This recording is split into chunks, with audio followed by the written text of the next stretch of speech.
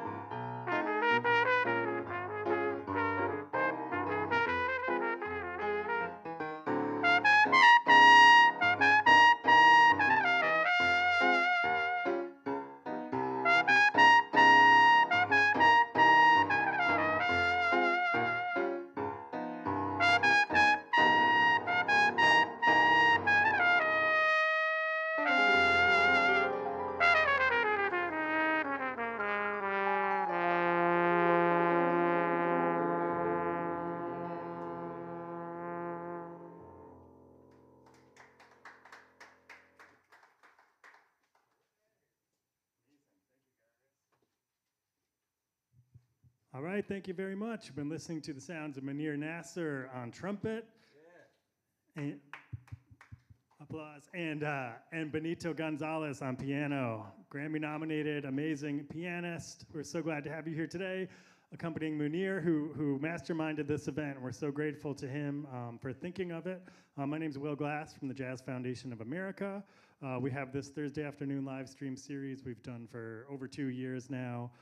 We're usually having bands play, and Muneer had this wonderful idea to capture some critical history of the Jazz Foundation of America with this event. And I started the foundation in 2011 on the programming side to help bring bands into schools and nursing homes. And when I was brought onto the emergency relief side, which is the long-running core mission of the Jazz Foundation, there's different resources, there's ways to help musicians pay bills, there's other organizations that help out.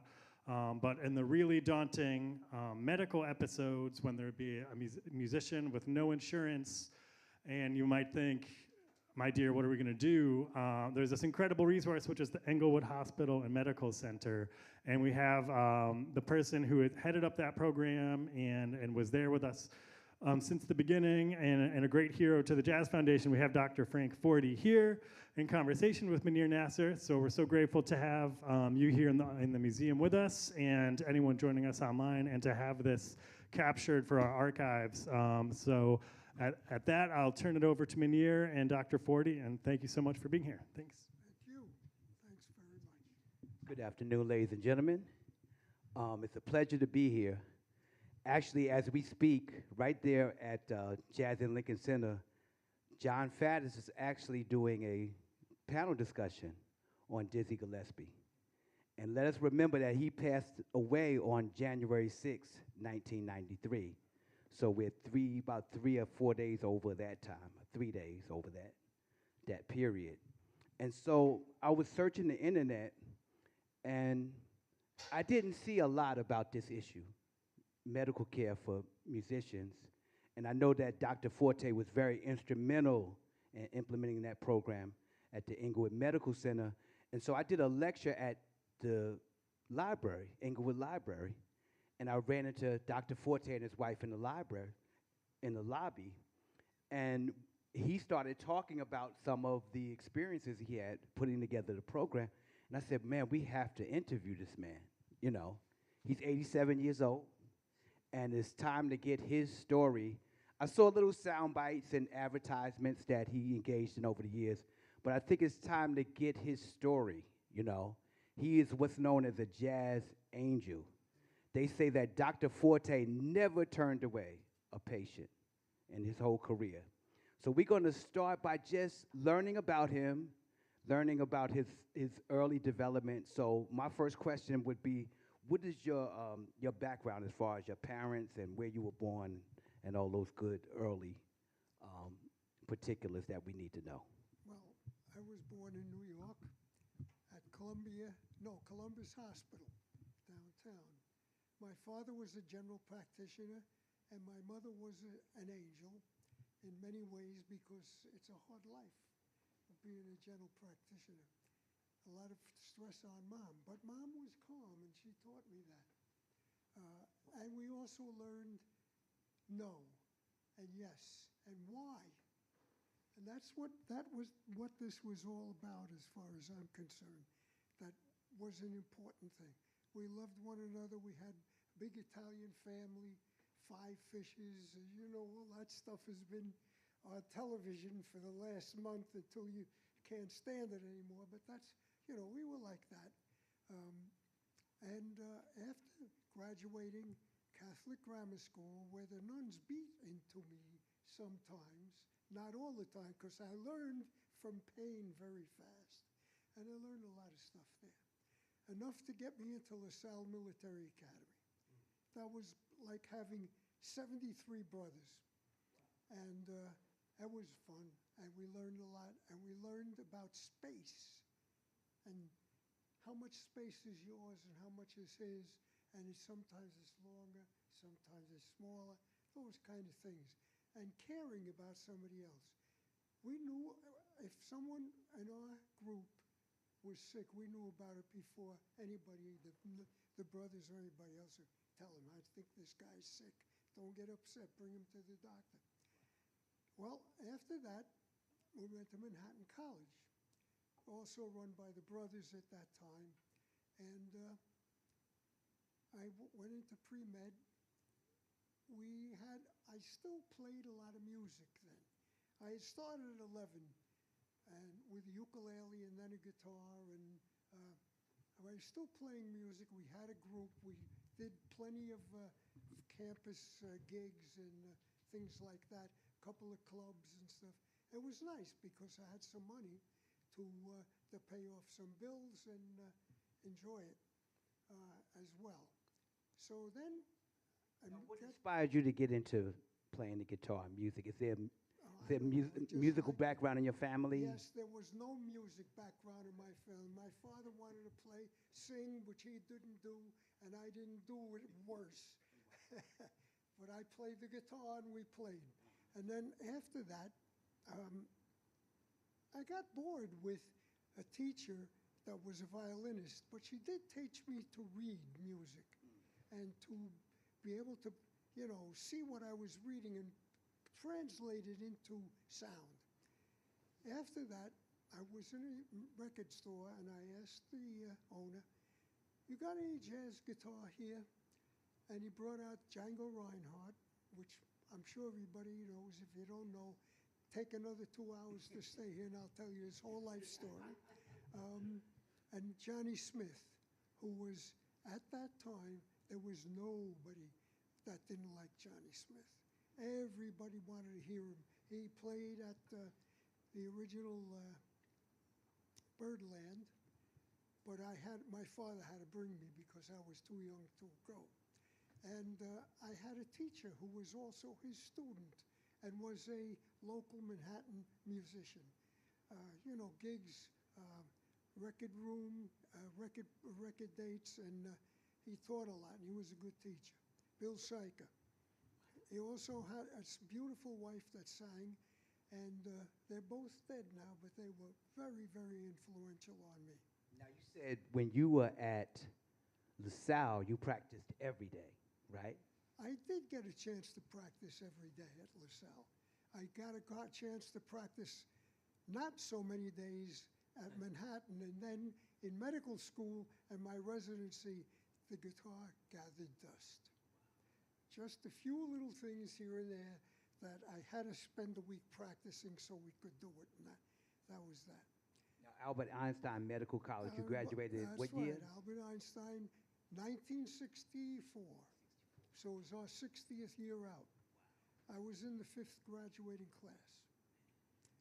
Now, there were three of us from Manhattan College, Italian Americans, got into this all Jewish school. If you looked at this year's graduates, there are more women than men, there are more Latinos than there ever were, and there are more black people, and they're sharp as hell. You get all the kinds of people applying, and they have a real open mind. It's a great school. But you didn't play too much guitar there.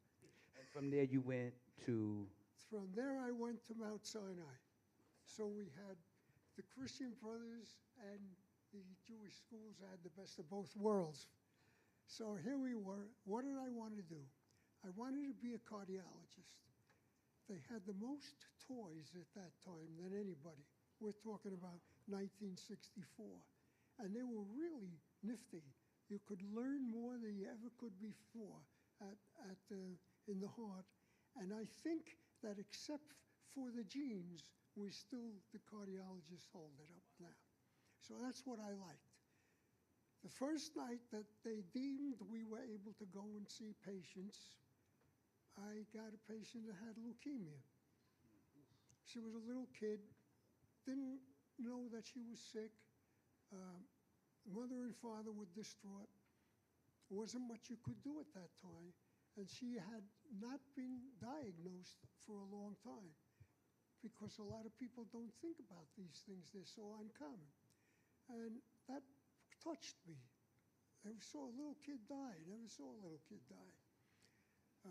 It hurt my heart a little bit.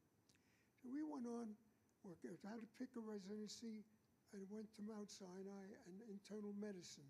And there, my best mentor was Janet Cutner, who is also passed, who was a graduate of Kings County hematology program, and she saw everything, and she taught me everything. And I decided I wasn't going to be a cardiologist anymore. I went to hematology, and we also had kids on the program because there were so few pediatrician oncologists at that time. Now there are plenty. Now, had you met your wife by this time, or Yeah, did we that got come married late? at third year of medical school. And by the time I finished my residency, we had 3 sons. Then I went to the Air Force. And The year I was born, 1967, right? right about 67, no, we got out of the Air Force 67. We went in 64, and you think it's easy. I'm 86 years old. That's a lot of years to put in order. But anyway, I was greeted there by the chief of the hospital, and they said, you are in charge of hematology and oncology. I just finished my training. He said, you're the only one here, but there are plenty in Cincinnati. We were in Dayton, and you can get there in an hour. So you can also be on their faculty. Okay, you go there twice a week in the afternoon. So I continued to learn. I had people to call up, and I did a lot of stuff. The internet was a little frail at that time for us, but I had a lot of stuff, learned a lot. And this was during the Vietnam War, right? It was during the Vietnam War. So a lot of the people that I saw were victims of the war. And that also made me say, you know, this is something. You got a person who is doing everything, and then he's dead. He's hurt, or he's changed. You know, I always look at those ads for the veterans that have been injured, and they have somebody build them a home that reacts to them rather than them having to react to the home. And but while we were there, I found out there were 65,000 retired Air Force or Army or whatever living near the base because they got all the retirement benefits, which included the clinic and the hospital. So there were a bunch of us that had every specialty represented that were just trained, and we had them as a patient. That was our neighborhood, patient, big neighborhood, 65,000 people and their families. So that was really a great experience. I think we did a lot of good there. I think a lot of the people had the feeling, not a lot, but a number, that we weren't really ready for them. We're too young. This is not the biggest Air Force hospital, so on and so forth. When I got that, I called up a friend who was the chief of hematology at Lackland Air Force Base, where they were doing plenty of research. Got a plane for them, and they went there. And some of the people, we did a lot of stuff that was amazing. We were going in the snowstorm by car to Indiana because he wanted to see the man who made his diagnosis, who invented his diagnosis. And we went there, and I know he was having a relapse, but he said, no, he had him have a liver biopsy, and he said he has a liver infection. So he told us what to do. I didn't say anything, went back. I woke up all the pathologists. There were 3. I said, come over here and look at this slide. I said, is this an infection? Is this any kind of liver disease? He says, no. He says, that's a leukemia. I said, okay. I called Lackland Air Force Base again, and I had to accompany him. His platelet count was low. Low air pressure is not good for that. I gave platelets on the plane. First history of that. You know, these things just come, and you have to bounce. So I had all of that background. I went back to Mount Sinai, and it wasn't personal enough for me. We were just soldiers. There was, to become a person that is in charge is going to take forever. So I went to practice in Englewood, New Jersey. And What year was that when you got to Englewood? how old was I? No, what year was it? 1972. And I stayed there till I guess it was 1989. Yeah, that's right. No, about 7 years. So anyway, while we're there, I saw a lot of hematology, a lot of oncology, and Dizzy's private doctor was on staff at Englewood, and he said, you know, there's something wrong with this man.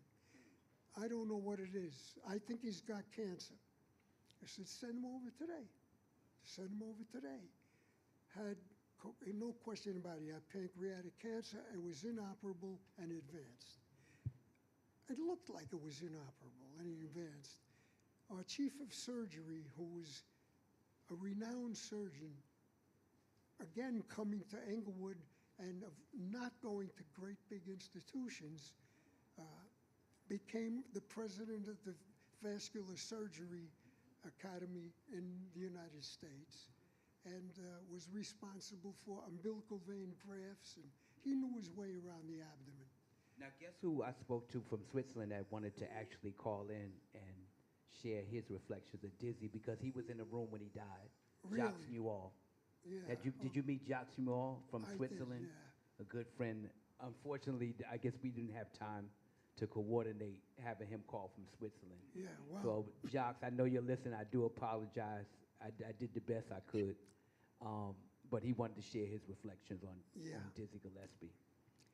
And so, go ahead. You were talking about you know, if you actually had to be his roommate, and he was not always in a private room to get by his entourage, which was okay because we assigned a nurse that could take care of anybody and had the heart as big as gold. And she sometimes stayed 12, 14 hours. Wow. Instead of tell the other nurse you're tired. You go home, I'll take care of him. And he was something else because all the time he was sick, he didn't talk about death or dying, stuff like that. He talked about life. Talked about life, he talked about musicians. How come some musicians are good and some are not? I said, you all got an opportunity, books, training, courses, school. Some of you do all those things, and you're never going to be great. He said, that's not anybody's fault. That's the way God wants it. That's what he told me. That's the only time we talked about religion. Wow.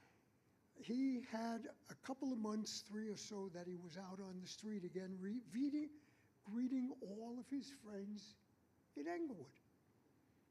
He would go to the big grocery store there and do his own shopping, and sure enough, someone would take the bag home because he was Dizzy, and he said hello to them all the time. Now, I opened up Upright Bass, the book I wrote, a memoir of my father. He took us to the Village Gate in 1979. I was 12 years old. It was a school night. And we're in the club, me and my brother Umar. We're the only kids in the club in the Village Gate. And it was a tribute for a trumpeter player I had never heard of at that time, but he had a really hip name. His name was Richard Allen Blue Mitchell. And I later learned that he was just a tremendous trumpet player, played with Horace Silver, played Ray Charles.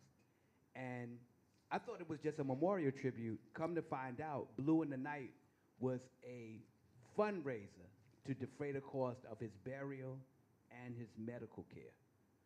So that's the first time I became aware, and Jimmy Owens told me that these benefits were consistent. They did one for Bobby Timmons, and he talked to my father and said, we have got to change this. This is ridiculous. That's right. This place closed down at that time.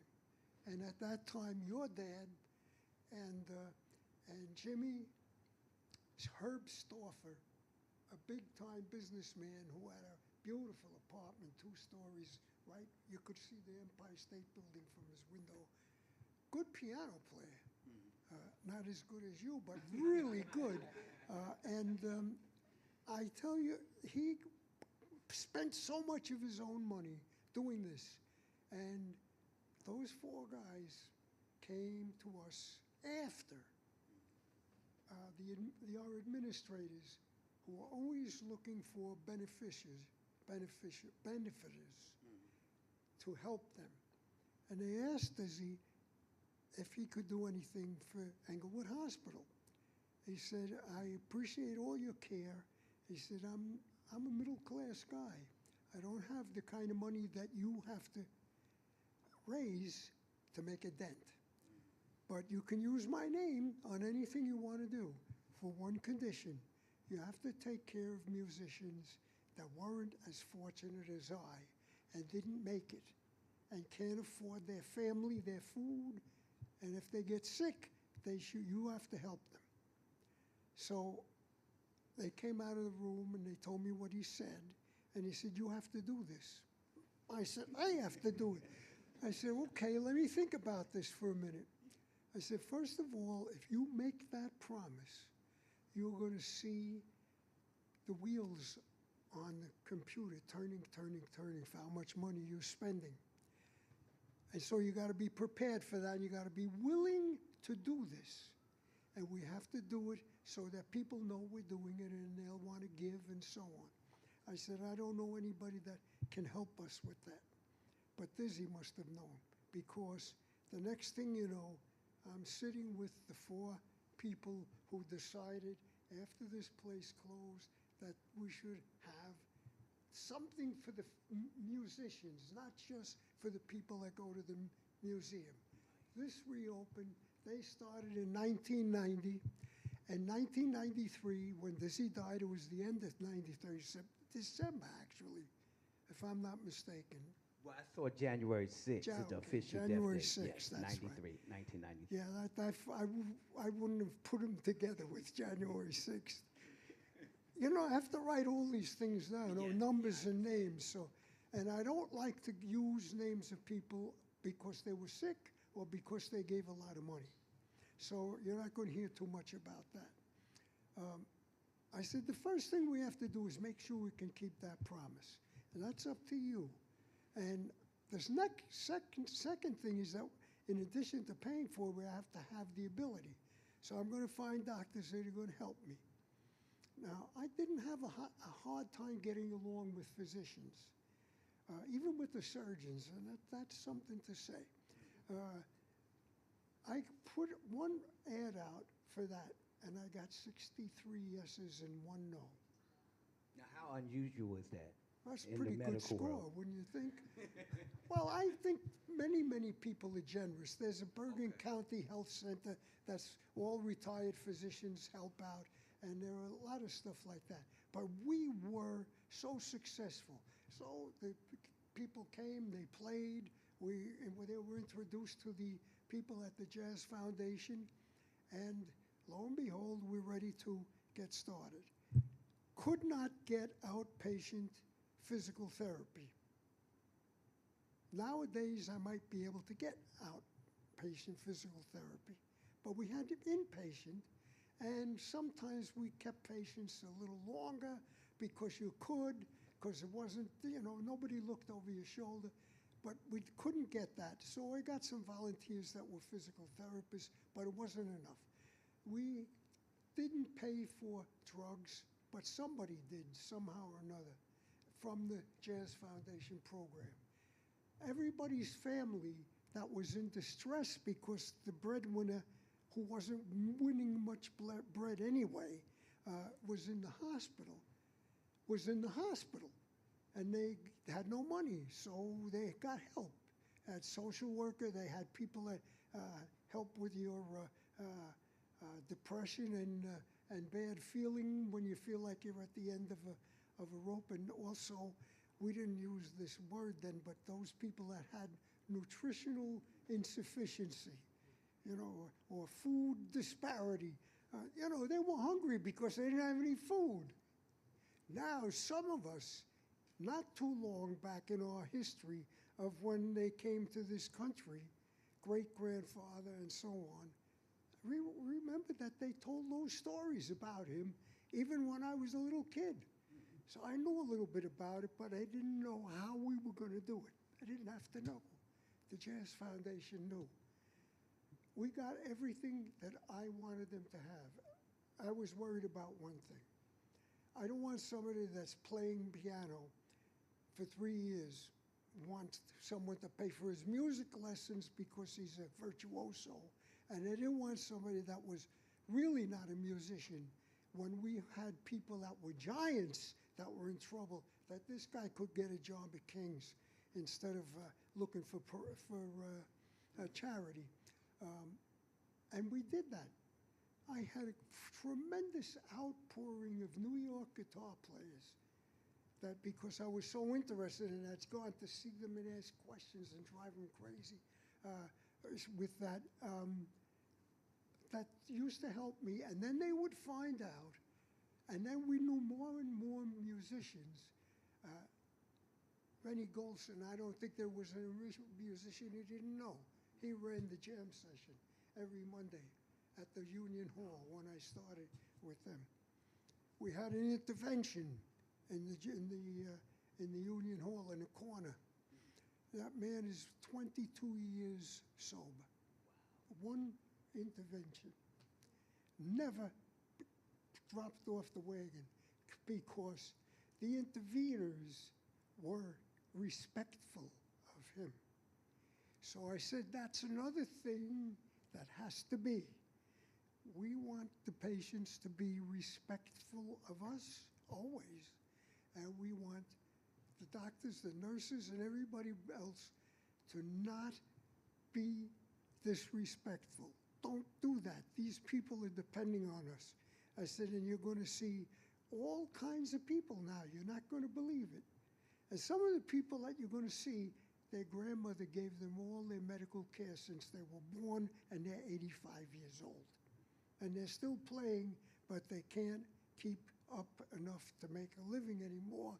And they were disrespected for years by the record companies, by the gigs, the clubs, and people around. Look, Fat Swallow, one of my favorite piano players, he sold Ain't Misbehaving for a sandwich, for a meal.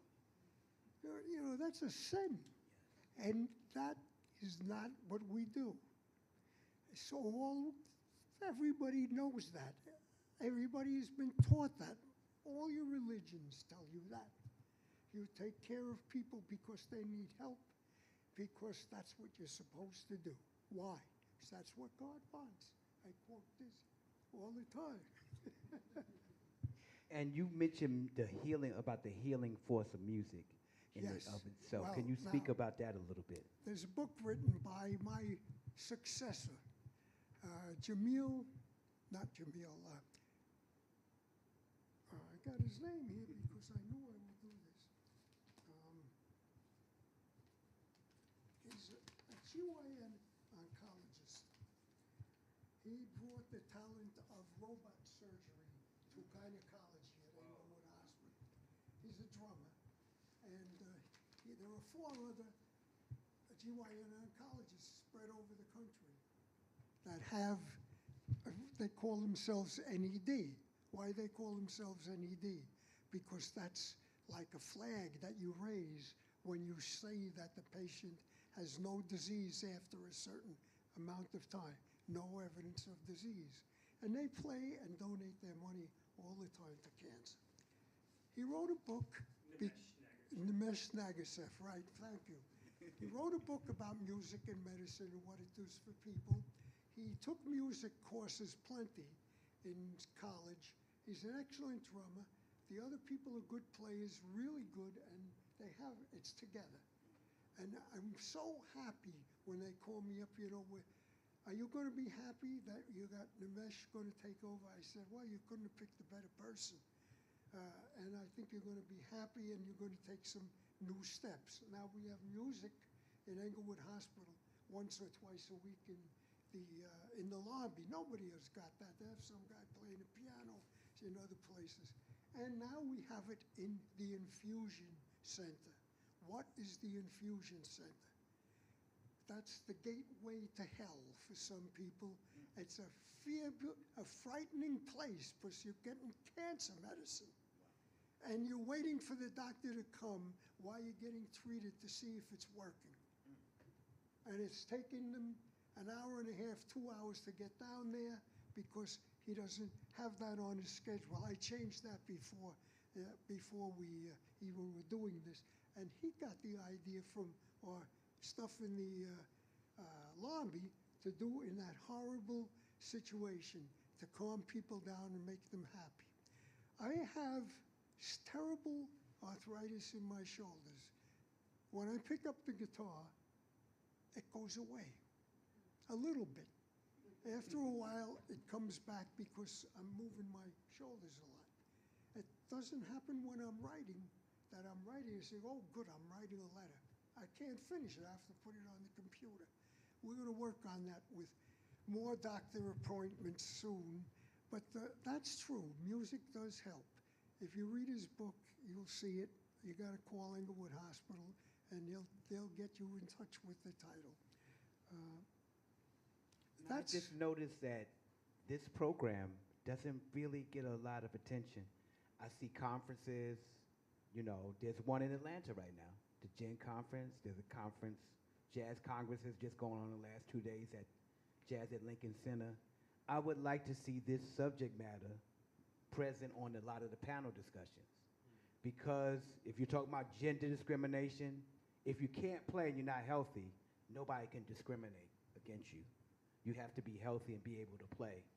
And so invariably, this is not really tabled and given the weight and the respect that it deserves in the jazz world. And it will when you get sick, and you get sick at 30, you get sick at 40, you get sick at 50, and then where you gonna go?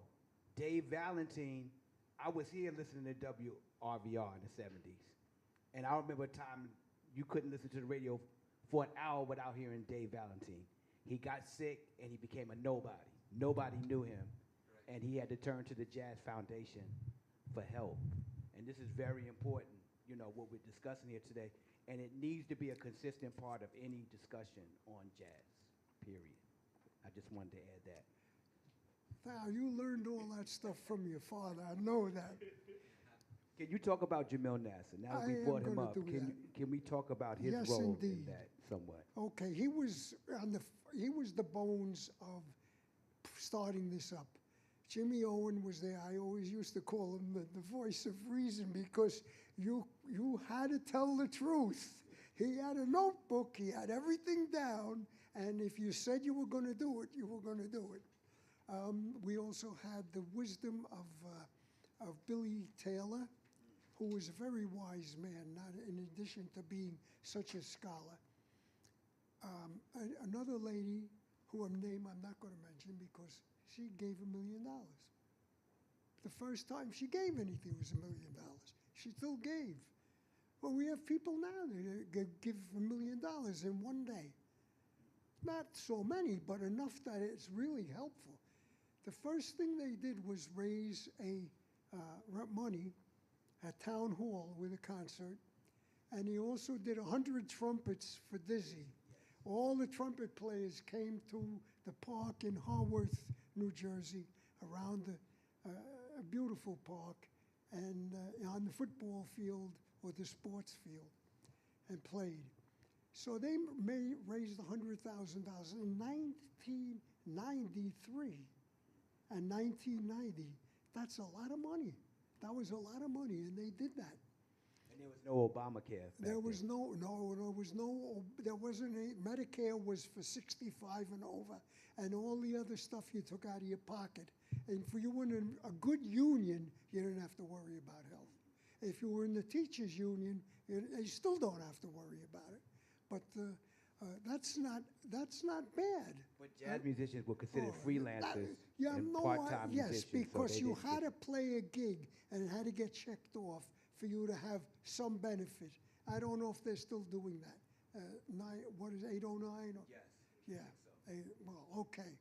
So it's all that's right, and you may sell a lot of records, and you may have 100,000 hits on YouTube, but that's not going to make you rich anymore, if it ever did. Well, anyway, those are the reasons why we did this. I love the music. It gave me a lot, and I hated to see people that, they're not here anymore. Why? Because they didn't go to the doctor. So it wasn't just drugs, a drug addiction. 'Cause a lot of people think that a lot of the musicians died because they were addicted to drugs, and that was true in some cases. But what about health? And like you said, just going for regular checkups, dental checkups.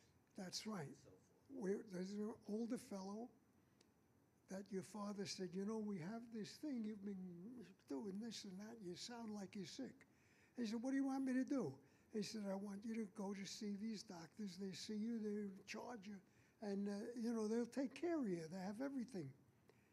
He said, where are they? He says, in Englewood.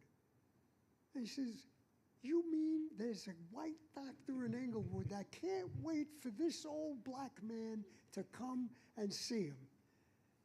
He said, well, why don't you get in the car and see for yourself? Wow. And he came, and we had a good time. And I found out what was wrong with him without doing the test. And we had him on treatment on the way home, and he didn't have to pay for it. And he saw that. Well, he was very kind to us after that. He used to get people to come. Because after all, if we have the program and nobody comes, what kind of fools are we? It wasn't easy to get started. It sounded like some of it was. It's very interesting. You know, you get it. This is the kind of stuff you learn, and then you put it into practice. I remember Dwayne Burner, the bass player. He came to me at Freddie Hubbard's Memorial right up the street, 2008, Cathedral of St. John and Divine. He didn't say hello. He didn't say how you doing. He said, the Jazz Foundation saved my life. He told me that clearly and plainly. And he was not an old man at that time, and he did not die an old man. No. He used to do a thing with something called Guitar Heaven that was at the Zinc Bar on Sundays. And the other fellows were all pros, and they were all lined up, and he accompanied them. And he also taught us what he was doing. Not that we could do it, but you know, you see what he's doing. I'm not playing 5 notes, because then he won't have any room to play 3 notes. And then he's going to get frustrated, and instead of having a duo, we're going to have a war. So we'd have things like that. And he was good at teaching, very, very good and very patient. And I saw him in the hospital when he came in really sick.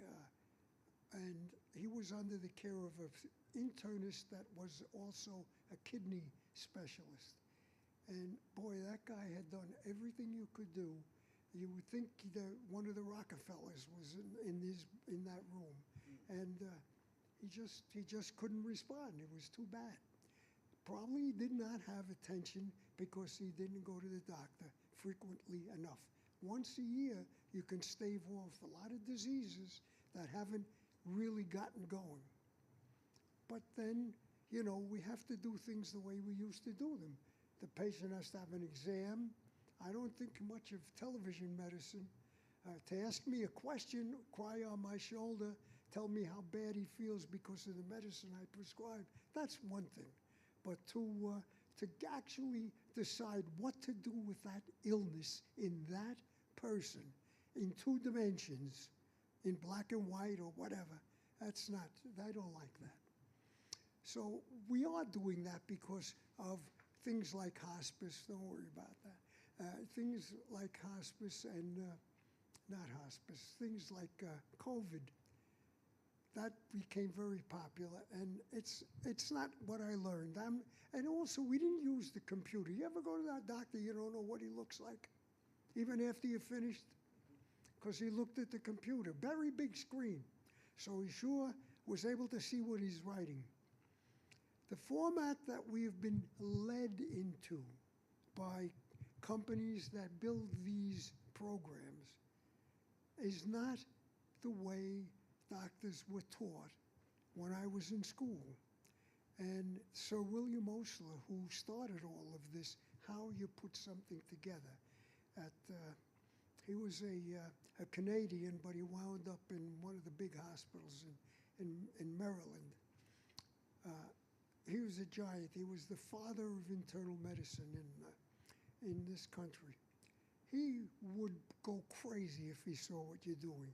because you have to fill in stuff that is not relevant to what's going on before you can write or have what you're writing that is relevant accepted by the computer. You have to finish the whole thing.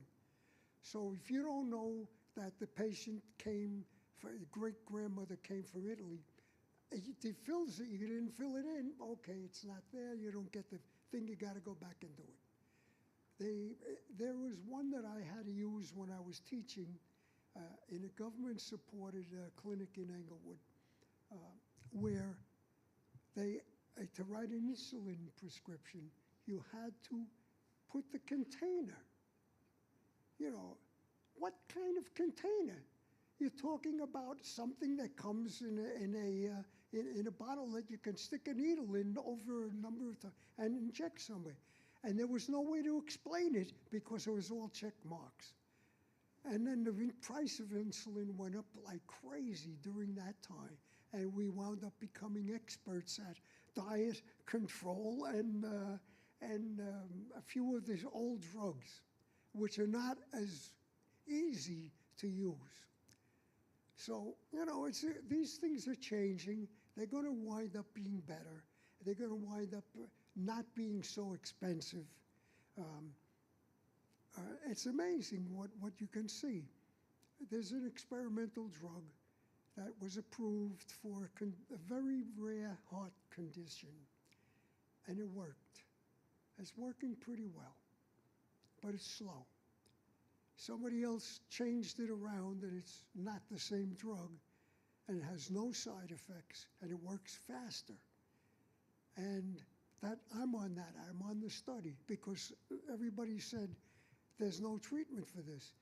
And my partner says, you're going to go on an experimental drug? I said, what, are you crazy? There's no other drug for this. So I've been on it for 7 years, and my heart disease is stable. I can run up the steps. If it weren't for my knee, I could run up, but I can go up the steps and not worry about it. I do have a stent in my heart. I had a heart attack in 2021. Wow.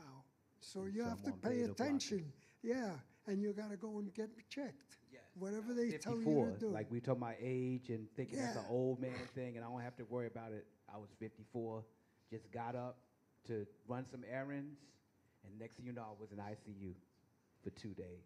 During COVID. This was during 2021. Oh, yeah. So that's another kind of hospital stay, a very lonely one. Yeah, no one could come in. No one could come in. So we have all these things.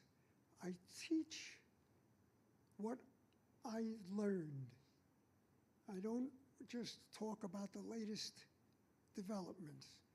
I say, you got to look at the patient's face when you're talking to them. That's one of the things. And I have to ask them, did they understand everything you said? Now, we have a lot of people whose English is his second language, and he's not learning it in school or with, a big, fast program. As you speak at regular speed, you're going to start the downfall of his understanding right away. If you don't speak loud enough, you're going to, same thing. If you don't encourage him to bring a youngster in the family that they trust, you're gonna lose it, and they don't know what you said. That's not happening with my students. My students, 5,000 applicants for 12 spots a year. They come from all over the country. Some of them are doctors already, but they want to be trained in America too. And a lot of them were so smart, you had to study. The night before they were coming, I used to cheat to make sure I read up on the diseases that I was going to see.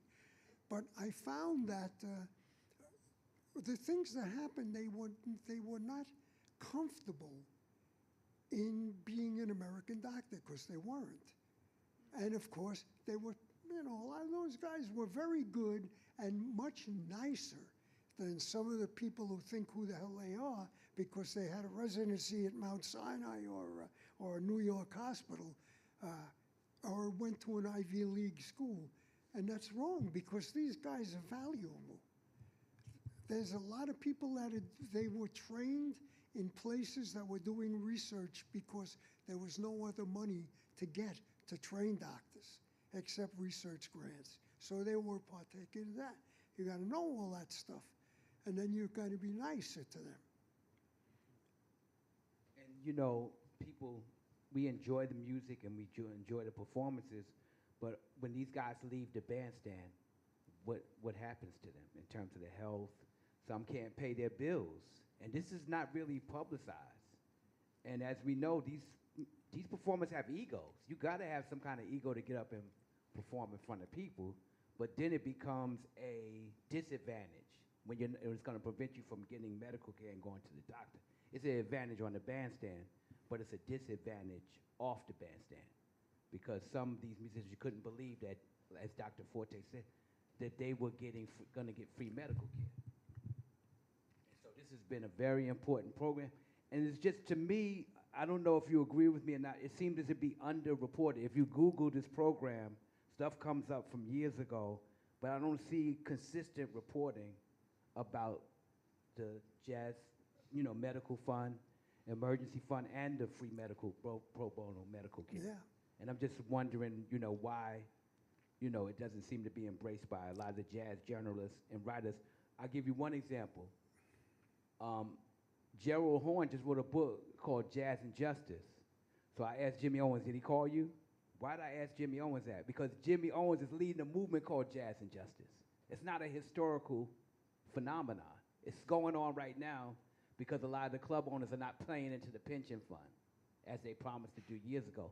These are contemporary issues that are not being discussed. We're discussing chord changes, what Monk played on, his compositions, but we're not discussing life. You have to live first to play, and you have to be healthy. So I think it's very important, and that's why I insisted on having this interview with Dr. Forte, so you could learn this history, because it's not widely available. And so have you had an extensive interview like this before? Yes. That's available? But you brought up something that I think is a real big problem, is that this is not impossible to do. It's no joke. It takes time. But it's a rewarding experience that's taking the time. It's not talking to somebody who's complaining about something that's irrelevant all the time. Or somebody that comes in and says, we're not going to renew your contract yet. We haven't decided to renew. He said, well, you're only in October, you're a little late, stuff like that. That's happening in medicine. And I think that when you can do something like this that nobody else is really trying to do until they find out what it's worth, well, I'd like to let them find out. What can we do? There's a fellow in New Orleans that does a lot of stuff like this. I think his name is White. I think he's a drummer, and he has his own group. We did New Orleans ourselves. When everything was all flooded out, we went down there. It was in People magazine, which also strange things happened. There was a lady who was in business, working in business, not in. She used to be a ballet dancer. She decided that she would go on the street and learn how to play the harmonica. Now, I don't understand why she did that, or did I criticize it?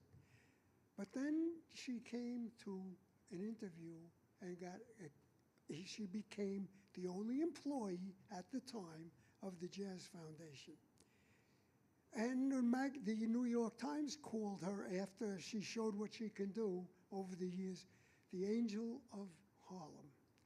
She didn't not only raise money, call patients up, call the doctor and beg, please, can you see him today? I said, you don't have to say please, just send them. Tell them not to bring their watch, because I'm busy, but I'll see them. And then I would assign them where they belonged. If it was something serious other than internal medicine, it's not serious. If it was hematology, I'd keep them in my group. Oncology, of course, we'd keep them. But I didn't take care of heart or stuff like that. So that's a lot of the things she did. She made house calls. She brought people food. She introduced families that had the trouble of being sick or injured and what the Jazz Foundation did for them. And then they brought him back again 10 years, and the oldest kid is a lawyer now. I didn't have any money to send him to law school until this guy got back to work again. He was working as a truck driver as well as being a musician. But when he was injured, he was out for a long time. That's what happened. And that's the kind of thing she did all the time. Now, let's ask our audience, do y'all know who the lady he's talking? Can y'all shout out the name of the lady he's talking about? 2016 NEA Jazz Master, former Yes. executive director, right? Yes, Of the Jazz that was- Foundation, Wendy Oxenhorn. Let's give her a round of applause. Yes, indeed. Yes, indeed. And she, Jazz Angel. I hope and you're you- hearing this, Wendy. yes, and you- She helped me too. I had to do a book launch at St. Peter's Church. It cost $1,200. I didn't have any money. Wendy said, "I got you." Yeah, And we that's did the right. book launch. I mean, like this. It didn't take a whole bunch of time. She got right on it. And she raised as much money as she spent, maybe more, maybe much more. And by the way, I think your father and Jimmy were not indicted, accepted. You see what happens when you're old and you watch too much television?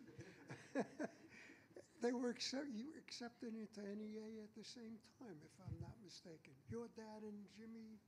No, Jimmy Owens, my father never got to see. The only thing this is the thing about Jamil Nasser. When he died, the Jazz Times didn't say anything.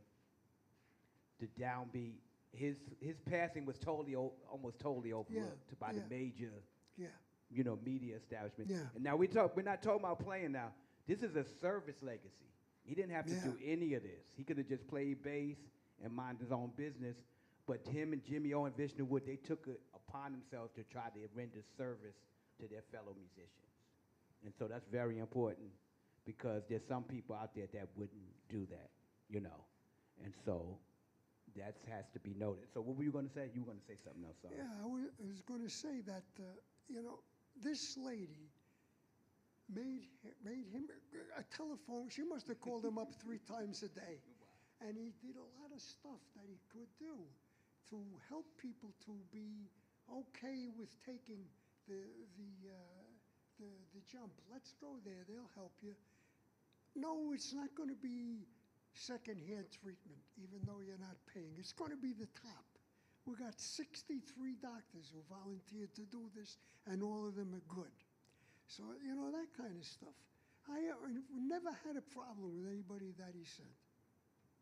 And another incident I put in the book, Papa Joe Jones, the legendary drummer, was in the hospital, and they were going to discharge him prematurely because he didn't have any money. And so my father said his apartment's in disarray. He has the insurance papers. I'm trying to find it. Every day he kept going back to the hospital with a different excuse. And one day he came and said the nurse told him his hospital bill is totally taken care of. The donor prefers to be anonymous, but he's one of the greatest singers in the world. And it was Frank Sinatra. Paid Papa Joe's medical bill. Well, that's about what we do. Anybody have any questions? Don't be shy. What has changed? A lot of the musicians have health insurance now. Maybe their wife is a teacher. I just do not let that drop. All the time we taught that. If there's any way to get insurance, get it. And what else has changed is you don't have to be poor or not able to afford the next 5 days that you really should have because you can't walk in your house. You don't have to be poor. You're going to have the best insurance. They say, no, I'm sorry, it's all the days you have left. So the next night, they come back to the emergency room. That's supposed to be reported, by the way, because that's a discharge within 30 days of a readmission. Readmission after 30 days of discharge. That has to be understood. What is the reason for the person to coming back? If you're over 65, the reason most of the time, not overwhelmingly mostly, but more than 50% is falling in their house.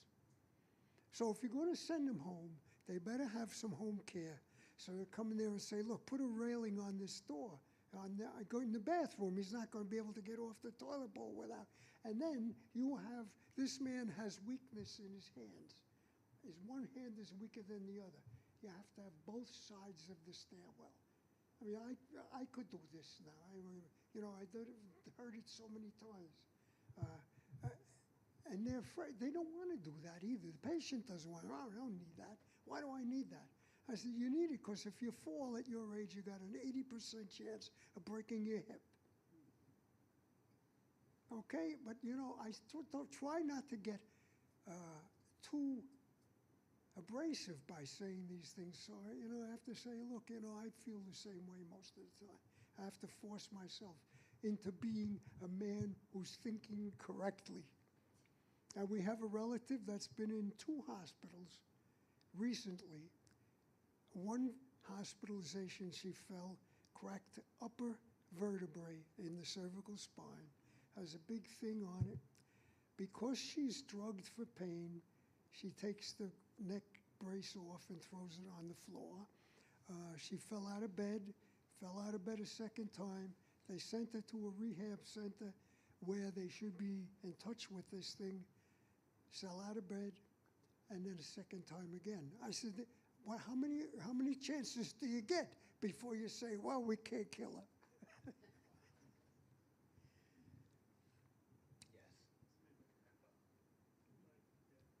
Okay.